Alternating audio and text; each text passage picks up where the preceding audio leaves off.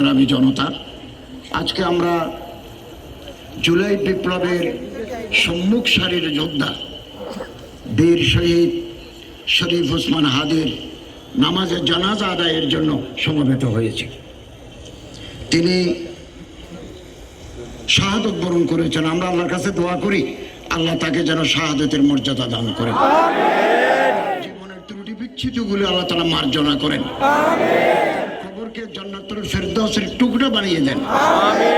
তিনি যে স্বপ্ন দেখেছিলেন আধিপত্যবাদ বিরোধী একটা সমাজ যে প্রতিষ্ঠা করার স্বপ্ন দেখেছিলেন, তার পূর্ণতা দেওয়ার জন্য দেশবাসীকে আপনি তৌফিক দান করুন। ধর্ম মন্ত্রণালয়ের নির্দেশনায় বাংলাদেশের গ্রামে গঞ্জে শহরে বন্দরে সব মসজিদে আমাদের ভাই জনাব শরীফ ওসমান হাদির জন্য দোয়া, খতমে কোরআন, জিকির আজকার সম্পন্ন হয়েছে। আমি তার জীবন বৃত্তান্ত পাঠ করছি।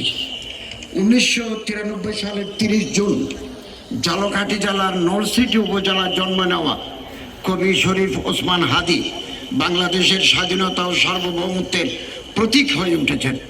তার ক্ষুরদার যুক্তি, দেশপ্রেম, মানবিক মূল্যবোধ দিয়ে তিনি তার দেশকে ভালোবেসেছেন।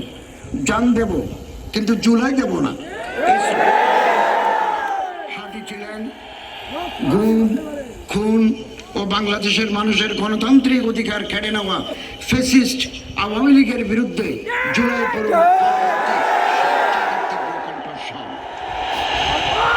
নতুন বাংলাদেশের সাংস্কৃতিক ন্যারেটিভ নির্মাণের জন্য প্রতিষ্ঠা করেছিলেন ইনকিলাব কালচারাল সেন্টার।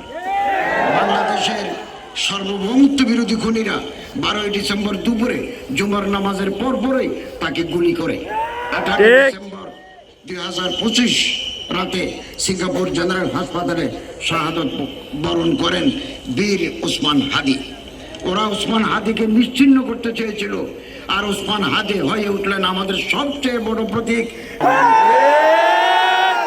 ওনার মাগফিরাত করুন এবং বেহেশতের অসংখ্য নাজ ও নিয়ামত দিয়ে আল্লাহ তাকে সম্মানিত করুন। ইনকিলাব ইনকিলাব জিন্দাবাদ জিন্দাবাদ।